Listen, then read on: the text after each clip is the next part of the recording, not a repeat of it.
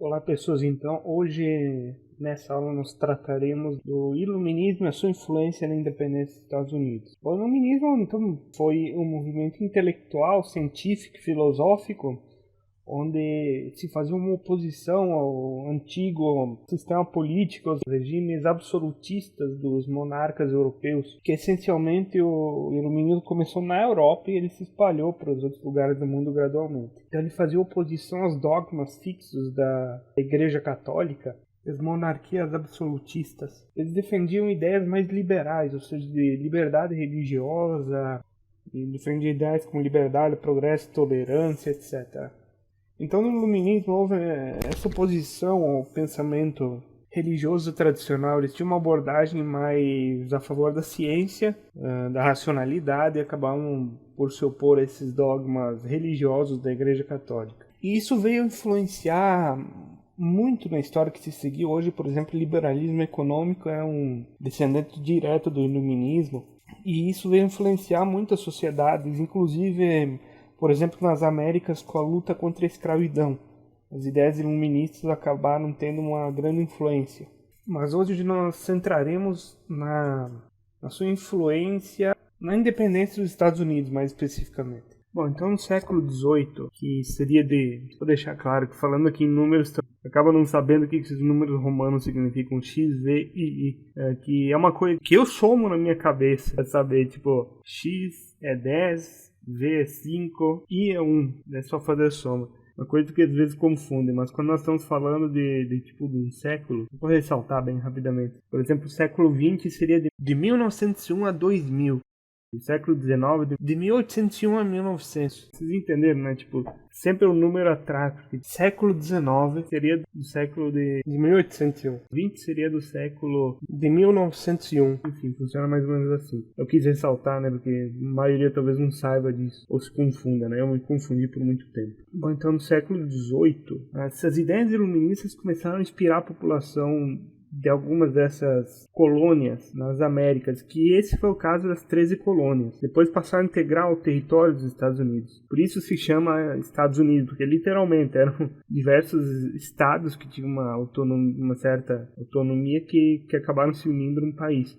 Ele se expandindo também para outros territórios, porque os Estados Unidos ele começou só com alguns territórios, lá, tipo na costa do Atlântico, e depois foi se expandindo gradualmente. Mas isso é tema para outra aula, mas vale citar. Que no início o controle da Inglaterra sobre essas colônias da América do Norte não era muito rigoroso.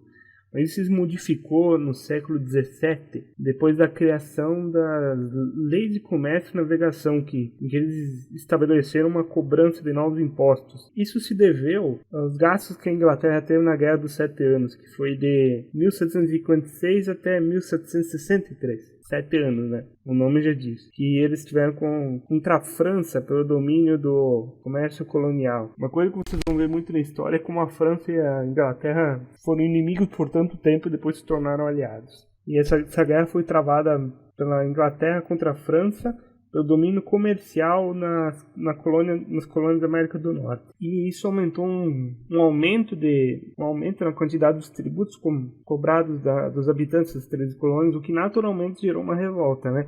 Porque a gente não gosta de pagar impostos excessivos hoje, e naquela época não era diferente. A primeira medida que a Inglaterra fez para aumentar a arrecadação de impostos foi a Lei do Açúcar, ou também Lei da Receita. Em 1764, impuseram pagamento de tarifas sobre produtos importados como melaço, vinho, café, seda, linho. E no ano seguinte também foi criada a Lei do Selo, que instituiu um novo imposto, um novo tributo, para impressão de documentos legais e textos impressos, como jornais e livros. Então toda essa cobrança abusiva de impostos agravou o descontentamento entre os colonos. Depois, em 1773, o parlamento inglês ele concedeu um monopólio do comércio chá para a Companhia das Índias Orientais, sediada em Londres. Era uma organização comercial privada, só para ressaltar. E com isso essa empresa passava a distribuir o produto nas Américas. A medida foi conhecida como a Lei do Chá. Isso naturalmente conflitava com os interesses dos colonos, que até então comerciavam um produto no mercado interno, entre os colonos. Então, como uma resposta a essa lei, diversos colonos se disfarçaram de índios e jogaram no mar o carregamento de chá de 3 navios ingleses no Porto de Boston. O acontecimento foi posteriormente conhecido como Tea Party, Festa do Chá. Perdoe-me a pronúncia horrível em inglês, que em português seria Festa do Chá de Boston. Então, o governo inglês, em resposta disso, agiu com uma série de medidas que ficaram conhecidas como as leis intoleráveis. Você já tem uma dica do nível abusivo dessas leis pelo nome que foi conhecido. Isso acabou aumentando o controle comercial, militar, administrativo sobre as colônias, né? Então, indignados, os líderes dessas 13 colônias, eles concordaram em fazer um boicote aos produtos ingleses. E, inspirando-se nesses ideais iluministas, os pensamentos do filósofo inglês John Locke, que defendia o direito da população de lutar contra o Estado que era considerado opressor, os colonos se deram início ao movimento de resistência contra a Inglaterra. Importante ressaltar que a independência não era um consenso entre as 13 colônias, como aqui no Brasil. Muitas das revoltas, por exemplo, como um exemplo, muitas das revoltas que ocorreram aqui no Brasil durante o Portugal, colônia, elas não focavam especificamente em ganhar uma independência, embora gradualmente começaram a haver revoltas que são consideradas nativistas, ou seja, que buscavam a independência. Então não era um consenso, a independência não era um consenso entre essas 13 colônias. Por exemplo, que alguns grupos sociais das colônias do Sul tinham um receio que a independência fosse desencadear em revoltas internas, principalmente os escravos, que poderiam simplesmente se apropriar da ideia de liberdade e lutar pelo fim da escravidão. Você vê que isso se reflete também na Guerra Civil dos Estados Unidos, em que os Estados Unidos acabaram tendo uma guerra civil em relação a essas divergências, aí, porque o Norte, que era mais liberal e se apropriava mais dos ideais, era mais rico, industrializado, eles acabaram por apoiar a liberdade dos escravos, né? Isso não foi o fim do sofrimento dos negros nos Estados Unidos, porque eles foram séculos ainda vítimas de um regime segregacionista, até mais ou menos a década de 60. E o Sul, ele se opunha a isso porque o Sul era basicamente agrário. Eles lucravam muito com agricultura. Um produto que era muito lucrativo eram as fazendas de algodão, que era considerado ouro branco, foi chamado. Isso acabou desencadeando a Guerra Civil, mas isso é um tema para outra aula. Então, a Guerra da Independência nos Estados Unidos ela começou em 1775. Em maio desse mesmo ano, daí, os representantes das colônias eles decidiram pelo rompimento das 13 colônias com a Inglaterra. E uma comissão dirigida por Thomas Jefferson se encarregou de redigir a Declaração da Independência. E esse documento da Declaração da Independência foi fortemente inspirado nos princípios do Iluminismo e foi aprovado em 4 de julho de 1776. E isso proclamou o direito das colônias à liberdade. As ideias principais seriam que todos os homens foram criados iguais, algo que acabou sendo meio contraditório com o tempo, porque a escravidão ela continuou por um bom tempo nos Estados Unidos depois disso, e leis segregacionistas continuaram a existir até a segunda metade do século XX, e também que todos teriam direito à vida, à liberdade, à busca da felicidade, e sempre que uma forma de governo anulasse esses objetivos, o povo ele podia alterá-la ou instituir um novo governo.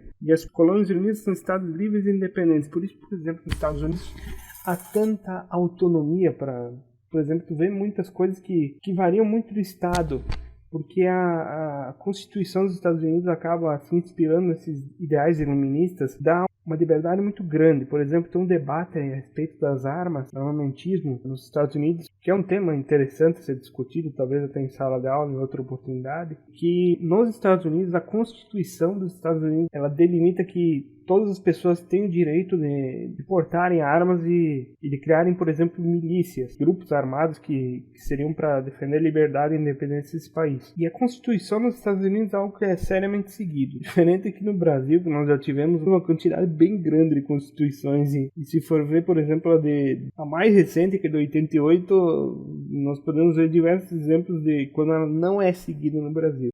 A Inglaterra acabou reconhecendo a independência dos Estados Unidos apenas em 1783. Daí, com a independência, surgiu uma nova organização política no país, que era baseada nos princípios liberais do Iluminismo, que era a República Moderna. E nessa forma de governo, as decisões dos cidadãos que conduziriam a nação são consideradas soberanas, ao contrário do que ocorria nos regimes aristocráticos, por exemplo.